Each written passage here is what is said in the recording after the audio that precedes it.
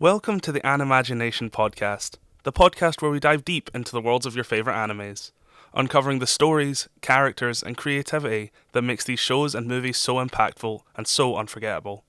I'm Cameron, your guide on this journey, and today we're setting sail for one of the biggest, most beloved anime phenomena of all time, One Piece. Whether you're a seasoned fan who's journeyed all the way to Elbaf, or a newcomer curious about what makes the series so legendary, then today's episode is for you. We'll explore the world of pirates, devil fruits, and the genius behind it all, Eiichiro Oda. We'll be joined by special guest Matthew Crawford, also known as the YouTuber Tekking101, who will help us on this journey. So grab your straw hat, pack up your map to the Grand Line, and let's embark. This is the Animagination podcast, and today we're all about One Piece. Let's dive in.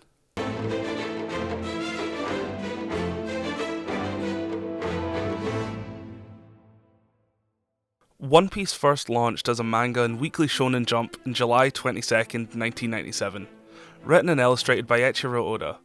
Back then, Oda was a young artist inspired by classic pirate legends and stories like Dragon Ball. His goal? To create an epic pirate adventure that blended action, humour and heart. And I think he delivered. What's wild is that Oda initially thought the story would wrap up in about 5 years, but the series just kept growing, the world just kept expanding, and here we are more than 25 years later. In the process, One Piece became the best-selling manga of all time, over 500 million copies sold worldwide as of 2023. And that's not just an achievement, that's a Guinness World Record. This series has dominated Japan and gone global, with fans from every corner of the planet. Oh, and fun fact, Oda still draws everything by hand. Alright, now let's jump into the world of One Piece. The story starts in the year 1500 on the series timeline, with the execution of Gol D. Roger, the Pirate King. Right before he's executed, Roger drops a bombshell. He's left his treasure, the One Piece, hidden at the end of the Grand Line. That one sentence sparks what's called the Great Pirate Era. Pirates from all over the world set sail in search of this mythical treasure. Fast forward 22 years to 1522, and we meet our hero, Monkey D. Luffy. He's a 17-year-old kid from a small village with a dream as big as the ocean. He wants to become the next Pirate King. I'm gonna be king of the pirates! What makes Luffy special, besides his unshakable dream? Well, he accidentally ate a devil fruit as a child, the Gum Gum fruit, which gave him a stretchy, rubbery body, but took away his ability to swim. Not great for a pirate, but he makes it work. Luffy's journey kicks off when he leaves his hometown in a little dinghy with nothing but his straw hat, a gift from his idol Shanks, and a dream. Over time, he assembles a crew of misfits who each have their own dreams and goals. First, there's Zoro, the swordsman with an impossible sense of direction, who wishes to become the world's strongest swordsman. The world's best swordsman! Then there's Nami, the navigator with a tragic past who dreams of mapping the world. I'm going so I can draw a map of the entire world! Usopp, the cowardly sniper who wants to be a brave warrior of the sea. I guess I'm going to be a brave warrior of the sea! And Sanji, the chef who dreams of finding the All Blue, a legendary ocean. I'm going to the Grand Line to find the All Blue. The crew just keeps growing from there, and each member brings with them their own unique flair and backstory. While Luffy's crew was growing within the series, One Piece was blowing up in the real world. The anime adaptation premiered on October 20th, 1999, and quickly became a hit. By the early 2000s, it was a cultural phenomenon in Japan, and it started gaining traction internationally thanks to translations and dubs. A major milestone came in 2014 when One Piece officially became the best-selling manga of all time. And Oda wasn't slowing down. In 2019, he said the series was about 80% complete, and in 2022, we officially entered the final saga. So after over 2 decades, we're finally heading towards the treasure. Allegedly.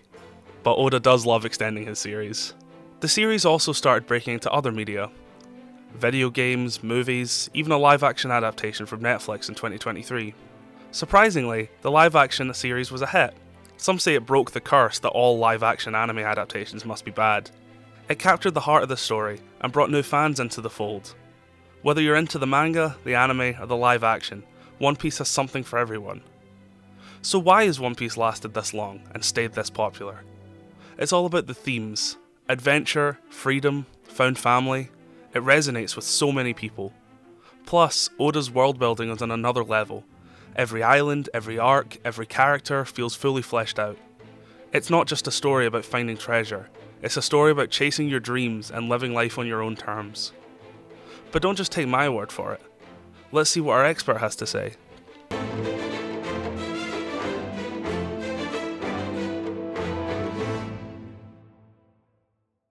Well, I'm just a fan, so I invited YouTuber Tekken101 to talk to me today about One Piece, and kind soul that he is, he said yes.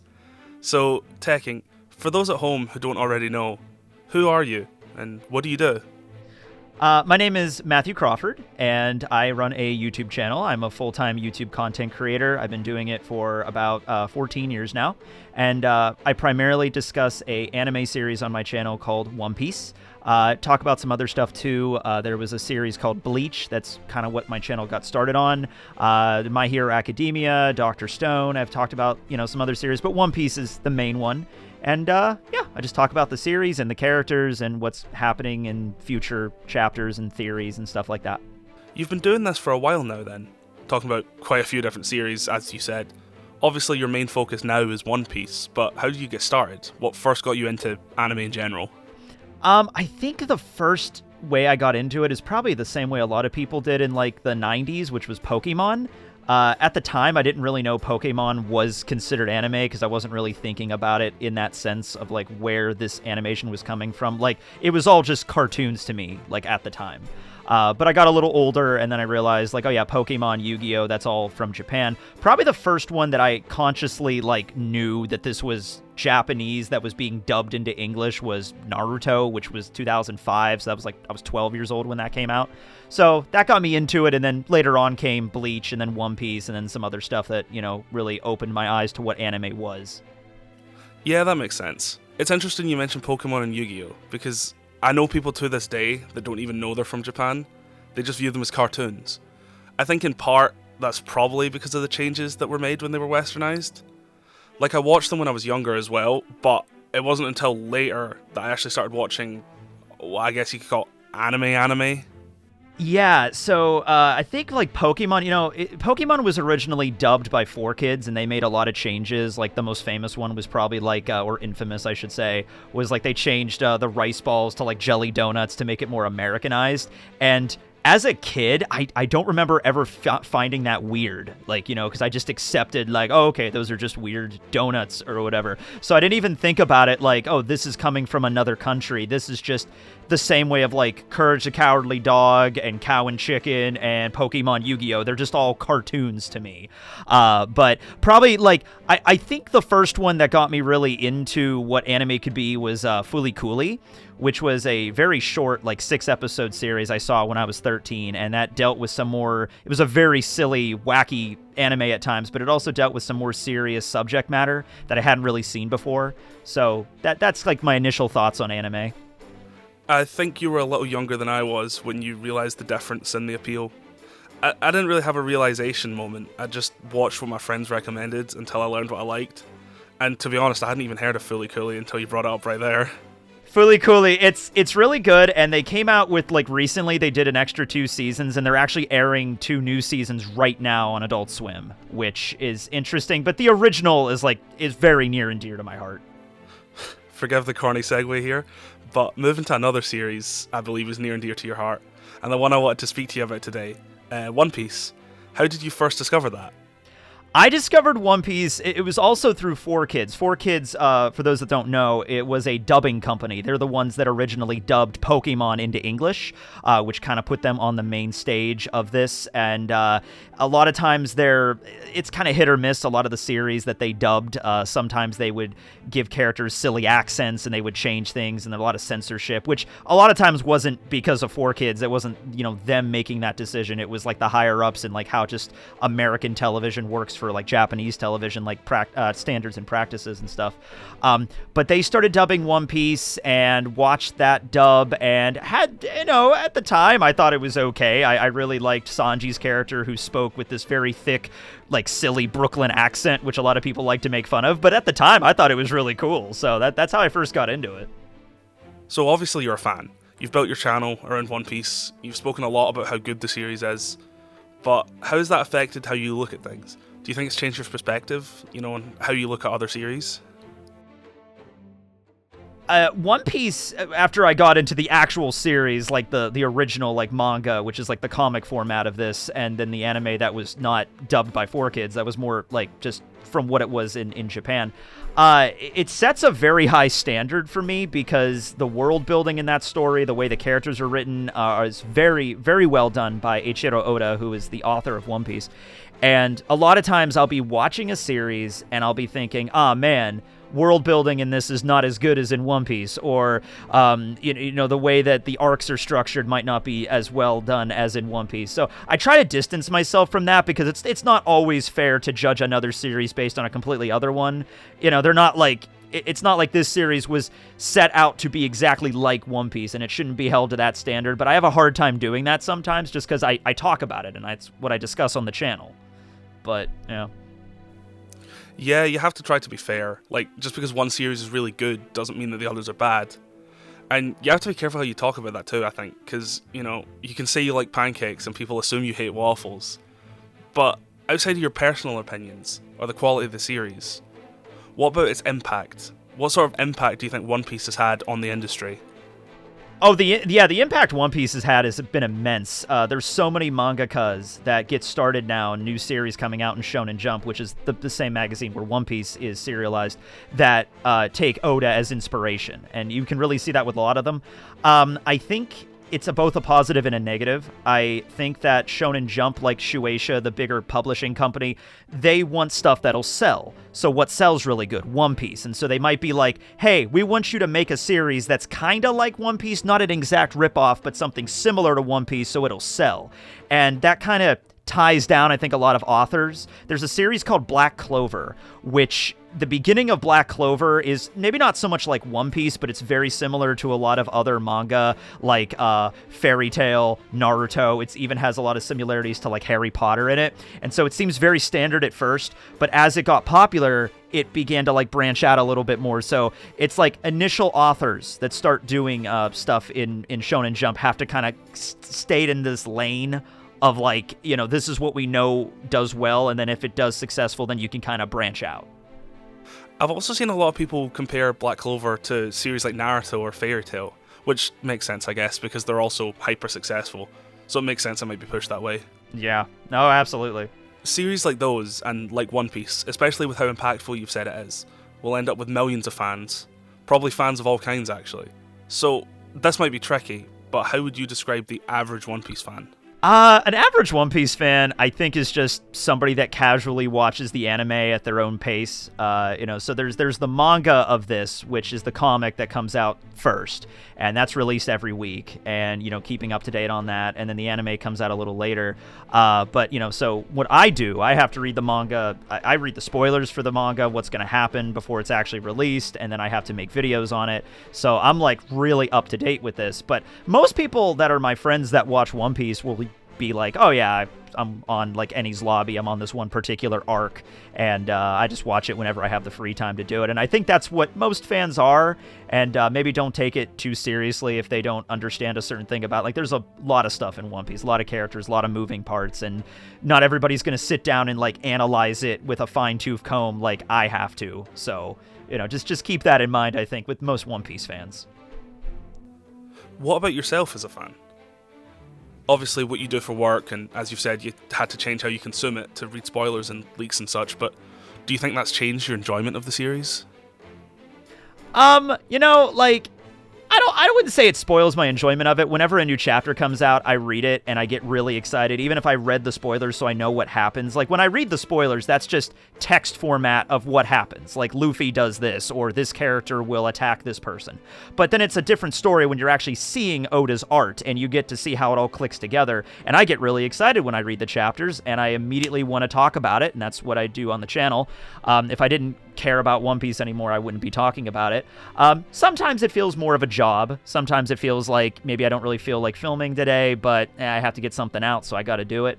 But at the end of the day, when I'm actually filming the video, when I'm sitting here talking about the thing that I love, it just kind of flows. It doesn't really feel frustrating or anything like that.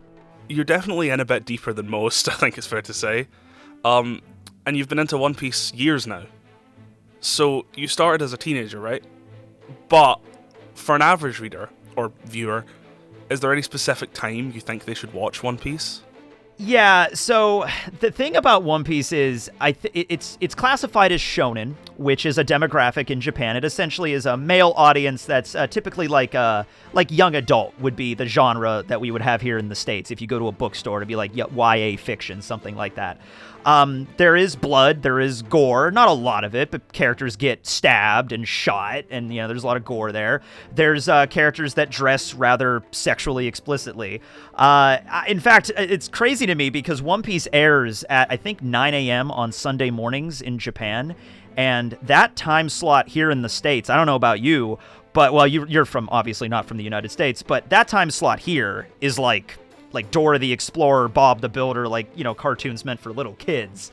And you see stuff that happens in One Piece, and it's like, wow, okay, that would never air at that time slot here in the States. So, I don't know, I would say, probably not like little kid, but maybe 10, 11, 12 years old, maybe. I think that'd be all right. But what about for maximum impact? Is there a specific age or demographic you think the story will resonate with more? Say, a woman in their 40s, or a 16-year-old boy?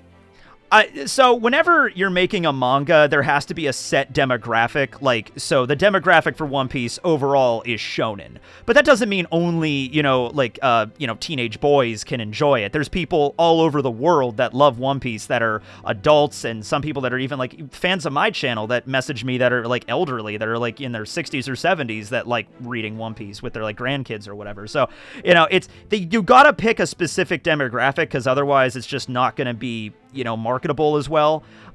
So that's how that goes. But I think that's part of why One Piece has done so well, and there's a live action series that just happened on Netflix. That wouldn't be possible if it was something aimed at one demographic and no one else would get it. It is shonen demographic, but it is something that can be enjoyed by pretty much everybody, and it has something for everyone. So, with such a diverse variety of fans and the sheer scale of One Piece's popularity, the community must be really interesting, especially recently. Do you think the community has changed between when you started and now? Oh, from when I started. Okay, well, I think the One Piece community has always been pretty good.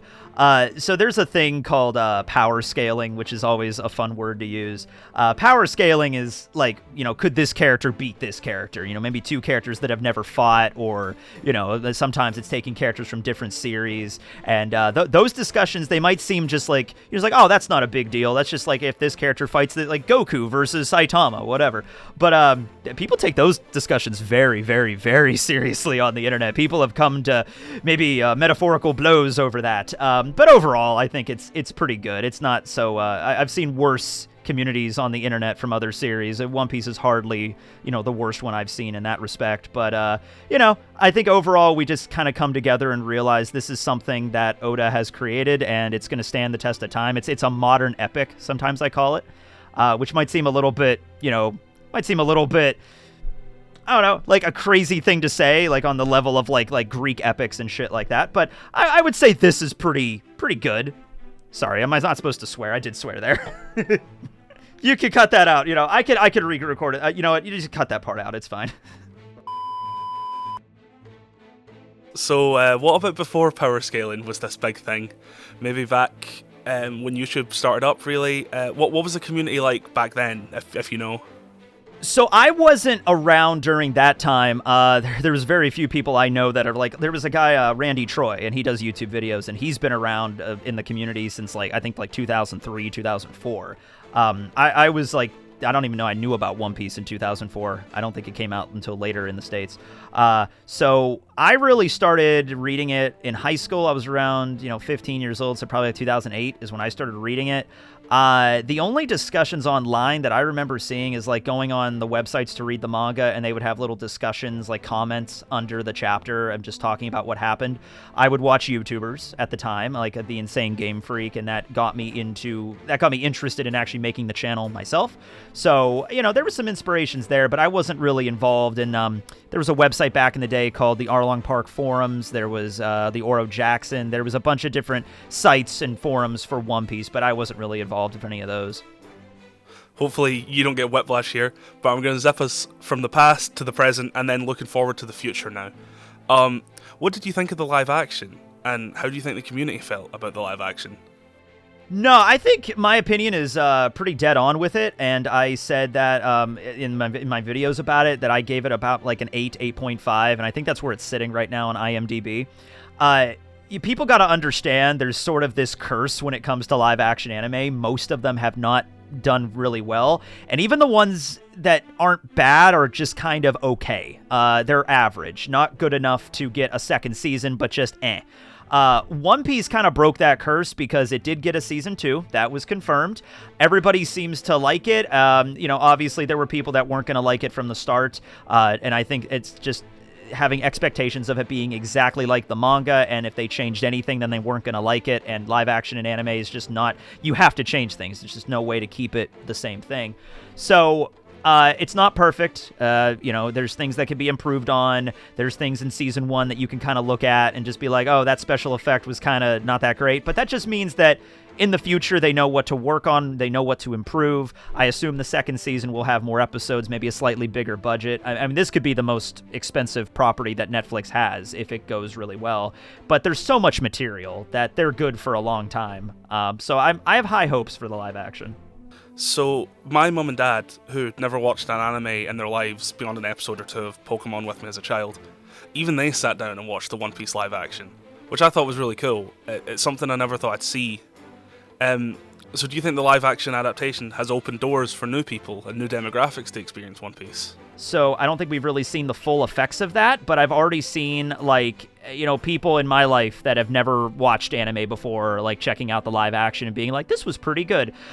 This was, I don't watch The View, which is like this, it's a talk show. It's a morning talk show. Not really my kind of show. But Whoopi Goldberg was on The View recently, and she even mentioned that was like, oh yeah, or was it The Talk? One of those early morning talk shows. And she was even mentioning like One Piece. It's this great show about pirates. And it's just like so surreal because it's people you never would have expected to watch One Piece, the thing I talk about. And it's certainly getting an expansive audience, but it's yet to be seen exactly where this is going to go, but absolutely. With all those different iterations of the series that someone could choose from now, do you think their opinion would differ depending on the way they consumed the series? Oh, do you mean like, if I just read the manga and never saw the anime, my opinion of the anime would be like altered by that? Yeah, so like, for example, the manga is just straight story, whereas the anime will have like filler segments. Filler, yeah. Yeah, and so the live action obviously has a lot of changes made to it, so people will feel differently, maybe even defensively, about the way they consumed it. But do you think people would have different experiences based on how they absorbed the series? Yeah, I've definitely seen a lot of that. So the manga is considered to be like true canon. Like that is the artwork that Oda draws, that is the dialogue that he writes, that is his creation. Now there's editors that like affect that. Like it's not just Oda doing everything and he has like assistants and stuff, but that is essentially the truest thing to Oda's creation. If you watch the anime, they might add extra stuff because the manga, is going at a certain pace and the anime can't go past the manga. So a lot of times they might have to add extra material into the anime called filler, and that kind of slows everything down. A lot of people have strong opinions of that. There's points in the One Piece anime where like you'd have a 22-minute episode and only maybe like 10 minutes of that episode will actually be material from the manga. Everything else would be additional. That doesn't really add much. And filler can be good. It's just a lot of times it isn't. It's just there to fill time and people kind of know that. And then the live action is a completely different medium, completely different setup. You got live action actors, and sometimes the humor doesn't work as well. You have things like Usopp, the character Usopp, has a really long nose in the anime and the manga. It works fine in 2D as an animated character. It doesn't work too well in live action, so they didn't even bother with it, and I think that was a smart decision. So yeah, people are going to have strong opinions of every medium, but manga is generally considered to be like, this is the truest thing, but I like anime is its own thing, live action's its own thing. That's how you kind of have to look at it. So, with all the different One Piece content people have to enjoy, the books, shows, games, merchandise, even stage plays, and its immense popularity that's seemingly still growing, what do you think is next? Oh, what's next? Well, the live action was something that, that was something not a lot of people expected to happen. You know what? If the live action does open doors for worldwide, I expect to see more of that stuff in the States. And just in the other world that's not, not in Japan, because a lot of that stuff, like the so that the live shows, the plays, like concerts, a lot of that stuff is relegated to Japan because that's where One Piece is the most popular. But I could see that stuff happening more here. You know, like, I don't know, you go to a Disney World or something and you could see like a One Piece show maybe in the future or something. I don't know. It could be something like that. And then after the manga itself ends, like the story concludes, One Piece is still going to be around for years because it's just, it makes so much money for one thing, but also it's a very loved story and there's more that they could do with it even after it ends. So we'll be seeing One Piece for a while. I mean, that's probably a smart guess. I mean, they already know these ventures are somewhat successful, so if it works to expand them, why wouldn't they? But what about something, like, totally new? Like a path they've yet to walk down? What's the final frontier for One Piece? Oh, man. You know what? I feel like if you would have asked me that question, like, you know, a year or two ago, I would have said live action is like the final frontier for this, really, because One Piece is really, there's an ice skating like show, like an ice show in One Piece that just happened a while back. But like you said, video games and movies and plays and everything, they've touched upon all this stuff. VR. Now that VR is getting better and stuff like that, maybe we'll see more like One Piece VR kind of stuff. The video games it's kind of a touchy topic because a lot of people think that One Piece has never really had a truly good video game. So maybe they can make like a big open world RPG One Piece game or something. That's something that I really hope for. There's things to approach, but in terms of like the actual mediums themselves, they've kind of conquered everything at this point. VR, I think, is something that a lot of people are still trying to crack properly. Like, it's much bigger than it was, but I'm still not convinced that it's fully taken off. But a big RPG game is a great idea. So the game Baldur's Gate 3 that came out recently-ish, I saw someone on TikTok who was working on a mod for the game to make it One Piece themed, like new models and classes and spells and maps, you know, that type of thing. Okay. I'm playing that right now at the moment, so I could see that happening 100%, somebody doing that. No, yeah, I think if it's done well, it could be really good fun. And last but not least, is there anything you want to add? Anything you think that people should know about One Piece, about Oda, about the impact? The floor is yours. Yeah, I would say out of all, well, just to look at like the metrics of this, I think Oda right now is sitting at like the 8th or 7th best-selling author of all time, included like, you know, like Shakespeare and Agatha Christie being at like the top of that list. So, you know, and he is like the most best-selling Japanese author on that. So right then and there, the impact of this is insane. And I think it really is going to help for years to come. And I think it kind of already helped legitimize manga as a proper medium. Yeah, it's not, you know, novels and stuff like that, which have been around for, hundreds and thousands of years. But this is something that's a new form of medium that's has only been around recently and has already left its huge impact on the planet. And I think it will continue for many years to come. That's great, especially the line at the end.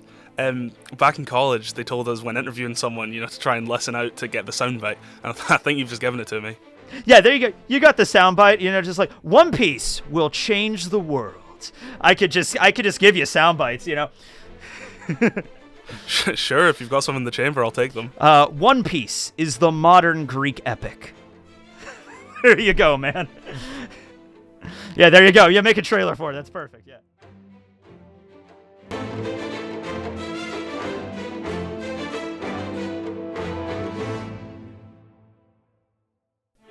Alright, that's going to do it for today's episode of the Animagination podcast. Huge thanks to my guest, Matthew Crawford, for joining me and diving deep into the world of One Piece. One Piece is one of those stories you can talk about for hours and still barely scratch the surface. To all you listeners out there, whether you're in your first episode or caught up to the final saga, we'd love to hear your favourite One Piece moments. Hit us up on our socials and let us know. Anyway, thanks for tuning in to the Animagination podcast. If you enjoyed the episode, don't forget to subscribe, leave a review, and share it with your anime-loving friends. Next week, we're switching gears to talk about another legendary franchise, so stay tuned for that. Until then, keep dreaming big, sailing forward, and exploring the world of anime. I'm Cameron, this has been Animagination, and I'll see you next time.